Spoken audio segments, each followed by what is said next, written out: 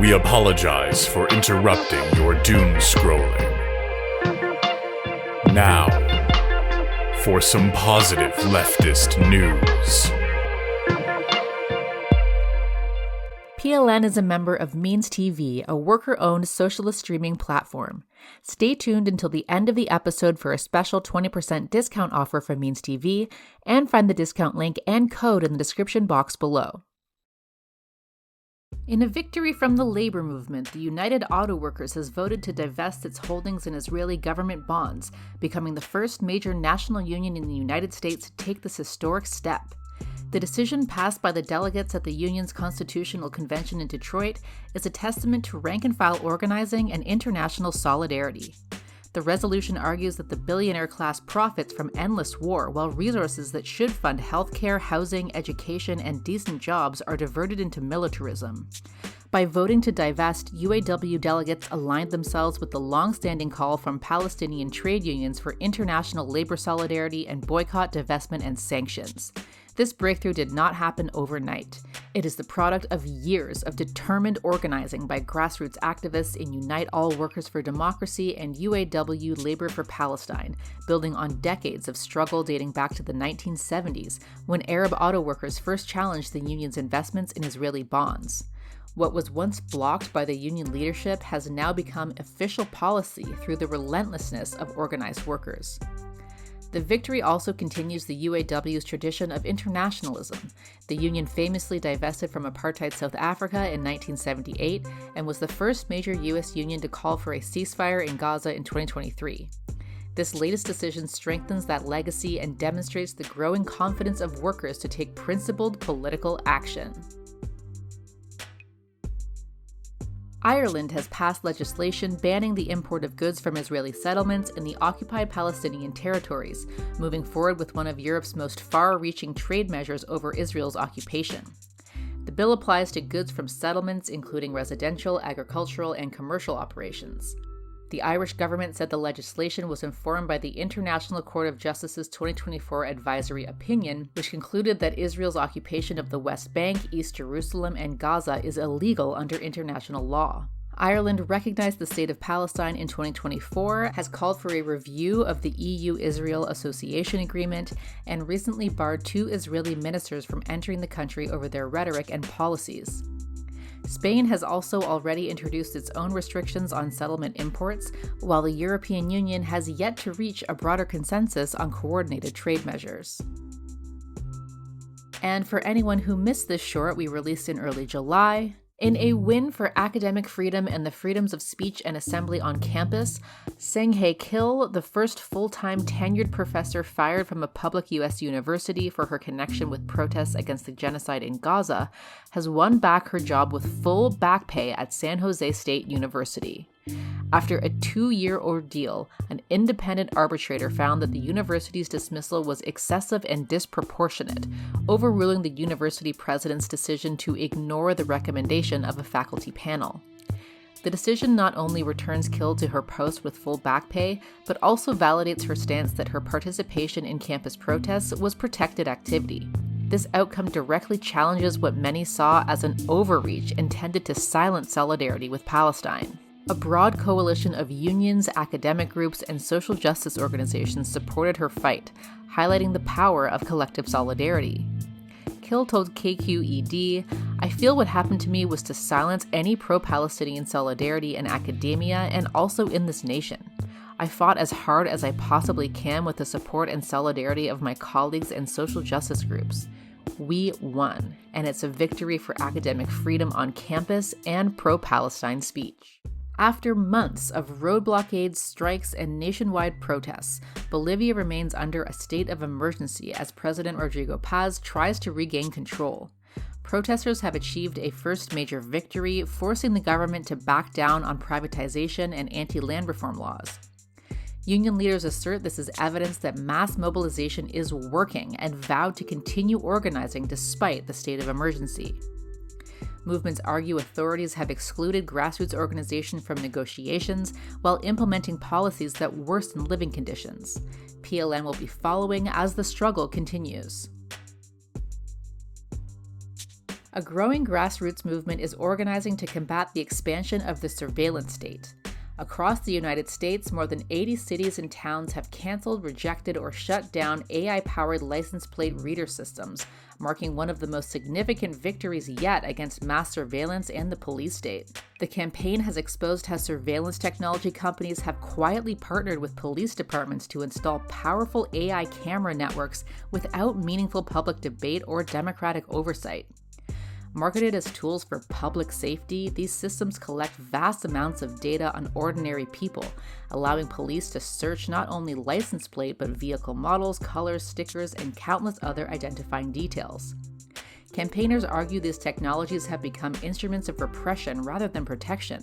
Reports have linked their use to immigration enforcement, abortion surveillance, stalking, and widespread privacy violations, while repeated cybersecurity failures have demonstrated the dangers of creating enormous databases tracking millions of people's movements.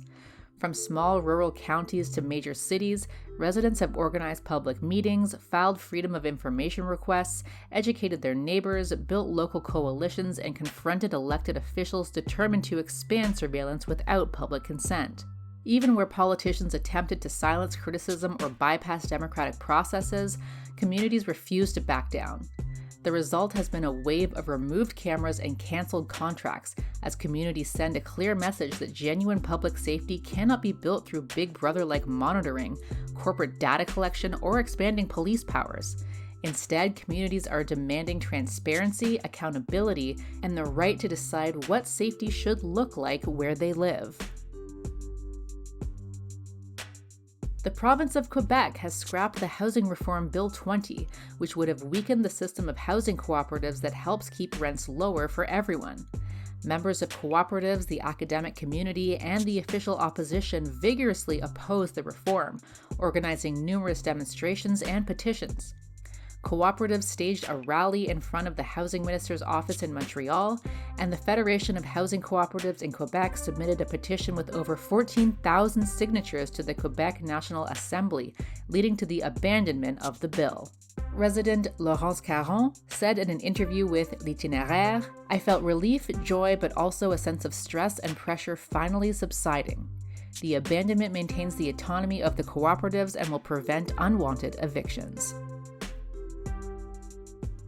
Workers at the Wikimedia Foundation in the UK have taken a major step towards workplace democracy by formally seeking union recognition, joining the growing movement to organize workers across the tech and nonprofit sectors. A substantial majority of the Foundation's UK staff have joined the United Tech and Allied Workers and have requested voluntary recognition from management. If successful, the move will establish the UK branch of Wiki Workers United, strengthening a broader international effort to give Wikimedia employees a collective voice. The campaign reflects a growing belief that the world's largest collaborative knowledge project should embody the same democratic values internally that it promotes through its public mission. Workers are organizing to ensure that decisions affecting staff are made transparently, fairly, and with meaningful worker participation. Wiki Workers United has thanked the thousands of volunteers and community members who publicly expressed solidarity with the organizing effort. That widespread support, organizers say, has provided the confidence to continue building an international movement for workplace democracy within the Wikimedia Foundation. Burkina Faso has formally severed diplomatic relations with France, denouncing France's neocolonial ambitions, once again accusing France of providing support to subversive networks and terrorist groups operating across the Sahel. Officials in Ouagadougou said the move reflects Burkina Faso's commitment to national sovereignty, arguing that the conditions for a relationship based on mutual respect, non-interference, and trust don't exist. The diplomatic break follows a series of escalating measures since Captain Ibrahim Traoré came to power, including the expulsion of French troops, the French ambassador, and several diplomats over the past 3 years. Mali and Niger have similarly accused France of backing armed groups after withdrawing its military presence from the region. Despite the rupture in official relations, Burkina Faso emphasized that the decision does not affect the long-standing cultural and people-to-people ties between the two nations and pledged to ensure the safety of French nationals living in the country. Again, for anyone who missed them, here are 2 key wins we released as shorts this month. The squatted community of Prosvihiga is celebrating a victory in their struggle opposing development and the renoviction of community members. Amidst protests, two activists, Aristotelis Hansis and Suzon Dopani, had put their lives on the line, beginning a hunger strike to defend the collective way of life in Prosvihiga and protect over 400 vulnerable residents from eviction. Hansis had been on hunger strike for 140 days, and Dopani for 55 days. In late June 2026, these activists officially ended their hunger strike following a resolution to halt the plans to evict the community. The community of Square Prosvihiga in central Athens is a long-standing example of urban resistance rooted in refugee rights and the struggle against gentrification. In 2010, residents organized formally into the community of Squatted Prosvihiga with an assembly structure. This marked the beginning of an organized squat, a political and social project that now spans more than a decade. The project is organized around a series of self-managed structures addressing daily needs. These include a women's cafe focused on anti-patriarchal organizing and gender education, a children's house providing education and care support, a collective bakery producing food for the community and local distribution, a social center used for assemblies and public events, a health-related support structure connected to medical solidarity networks, and a food distribution system relying on recovered market goods and weekly communal kitchens. Save Prosvihiga on Instagram posted, after 140 days of hunger strike by Aristotelis Hansis, 55 days by Suzon Dopani, and a massive global movement of solidarity, the community of Square Prosvihiga came victorious in halting the government plan to evict its 400 residents in the name of aggressive development and gentrification. Either we will win or we will win. Cuba has endured the U.S. blockade, which the UN General Assembly has repeatedly condemned as contrary to the UN Charter and international law, for more than 6 decades. Despite these economic restrictions, which have limited the country's access to medicines and medical equipment, Cuba has built one of the world's most advanced biotechnology sectors. Among its most significant achievements is CIMAVAC's EGF, a therapeutic vaccine for non-small cell lung cancer that patients from around the world have come to benefit from, including U.S. residents who have had to clandestinely travel to Cuba via other countries like Canada. CIMAVAX is not a preventative vaccine or a cure, but a therapeutic vaccine that helps the immune system slow the growth of certain advanced lung cancers. Clinical studies have shown it can extend survival for many patients while producing relatively few side effects, earning international attention. The story of CIMAVAX is also a story of Cuban resilience. Faced with decades of an unjust blockade, Cuba has invested heavily in public biotechnology, developing innovative and low-cost treatments aimed at improving public health rather than maximizing profits.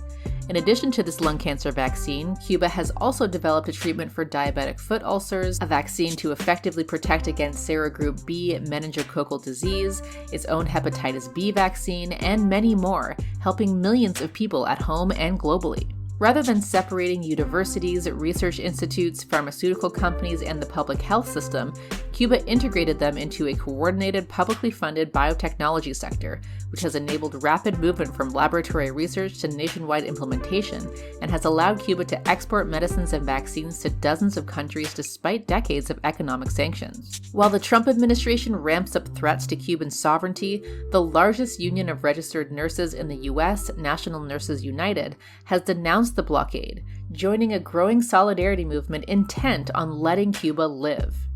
NNU President Jamie Brown said nurses cannot and will not stay silent while our president's policies cause immense suffering at home or abroad. The Trump administration is using innocent lives, including pregnant women and infants, to force the Cuban government to concede to its completely unrealistic demands.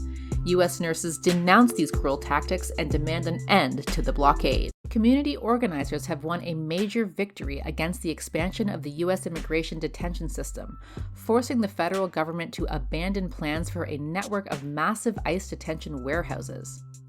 Across the country, residents, immigrant rights organizations, students, and grassroots activists mobilized after plans emerged to convert giant warehouse complexes into detention centers capable of imprisoning thousands of people.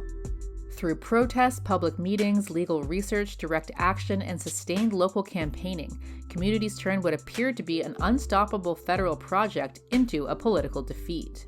Campaigners successfully halted or delayed proposed facilities in Michigan, Georgia, New Jersey, and Arizona, demonstrating the power of organized communities to confront state repression. Students walked out of schools, neighborhood coalitions filled council chambers, local organizers exposed environmental and humanitarian risks, and campaigners built nationwide solidarity through coordinated days of action. Even former Trump officials acknowledged that it was grassroots resistance, not establishment politicians, that derailed the plans. The victory stands as a powerful reminder that getting organized matters. A year of relentless grassroots organizing has delivered a major victory for the immigrant justice movement, shutting down Florida's notorious Alligator Alcatraz detention center. Although state officials claim the closure is simply due to hurricane season, campaigners argue that months of sustained protests, legal challenges, investigative reporting, and growing public outrage over allegations of abuse, corruption, and inhumane conditions turned the facility into a political liability that authorities could no longer ignore. Built deep within the Florida Everglades as part of the Trump administration's mass deportation agenda, the detention center quickly became a symbol of an increasingly authoritarian immigration system. But it also became a symbol of resistance as immigrant communities, environmental activists, legal advocates, and grassroots organizers united to challenge its existence. Campaigners are clear that the struggle is not over. They continue to demand justice for those who were detained inside the facility, accountability for alleged abuses, and transparency over the public funds spent constructing and operating the center. They also warn that governments will attempt to relocate detainees or expand detention elsewhere. Even so, the fall of Alligator Alcatraz is a powerful reminder that when united, communities can force governments to retreat. Every detention center closed, every deportation machine disrupted, and every act of solidarity strengthens the movement for migrant justice.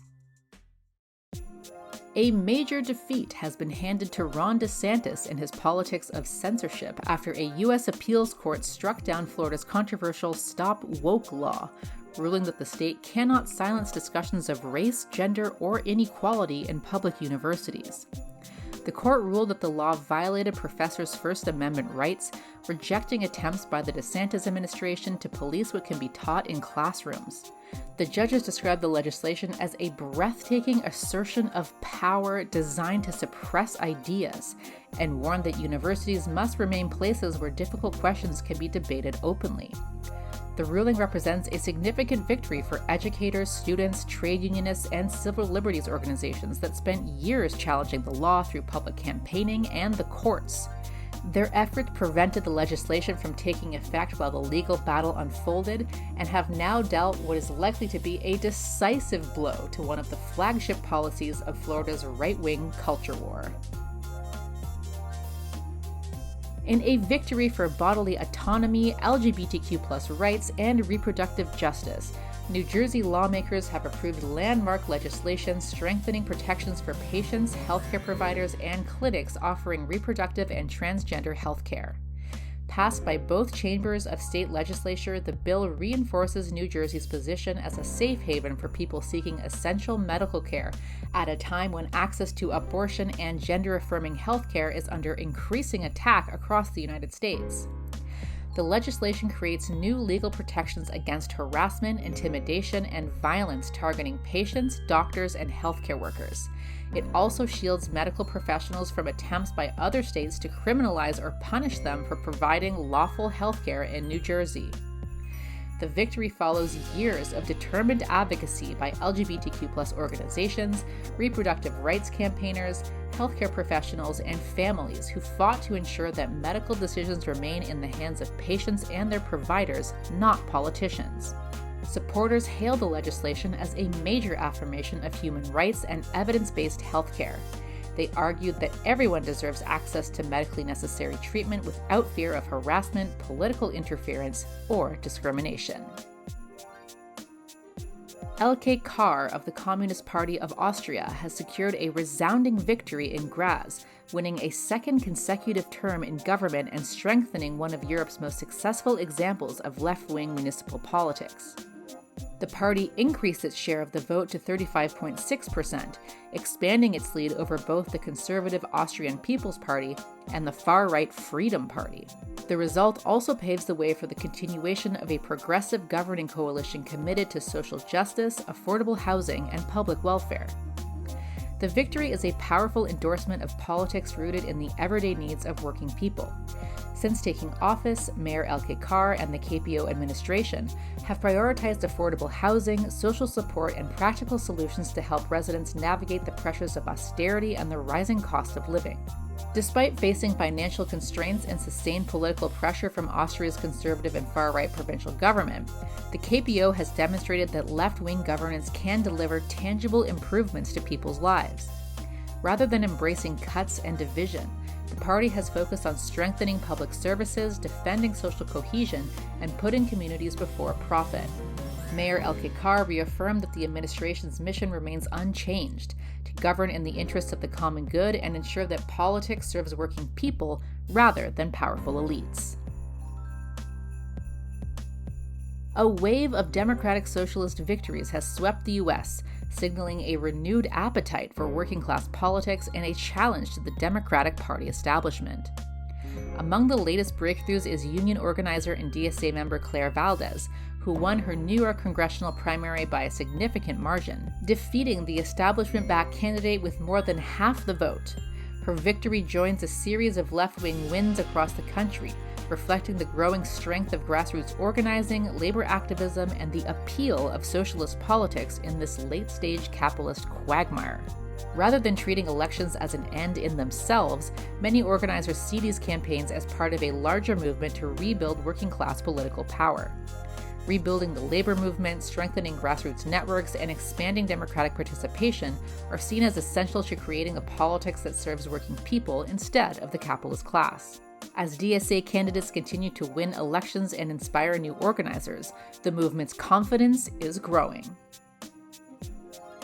In a landmark victory for environmental campaigners, New York has become the first U.S. state to impose a statewide moratorium on new hyperscale data centers, marking a significant breakthrough in the growing movement to challenge big tech's unchecked expansion. The decision pauses approvals for new mega-scale facilities while the state develops stronger protections for communities, the electricity grid, water supplies, and the environment. With dozens of new data centers proposed across New York, campaigners have warned that these enormous complexes threaten to consume vast amounts of energy and water while placing increasing pressure on public infrastructure. The moratorium reflects years of organizing by environmental advocates, community groups, and climate campaigners who have demanded that governments put people and the planet ahead of corporate interests. Their efforts have helped bring public attention to the hidden environmental costs of the AI and data center boom. While activists continue to push for even stronger protections and a longer-term halt to uncontrolled expansion, they have welcomed the decision as an important first step. By pressing pause on new projects, New York has created space for democratic oversight of an industry that has expanded with little public approval. Environmental activists in Albania are celebrating some early victories in the growing Flamingo Revolution, a grassroots movement opposing environmentally impactful and exploitative luxury tourism developments, particularly ones linked to Jared Kushner and Ivanka Trump. The campaign has drawn international attention, inspired solidarity demonstrations, and amplified public scrutiny of plans to build resorts on Sazan Island and near the ecologically significant Biosanarta protected landscape. Activists have also succeeded in elevating environmental protection and government transparency into national issues, transforming a local conservation fight into a broader movement against corruption and the privatization of public land.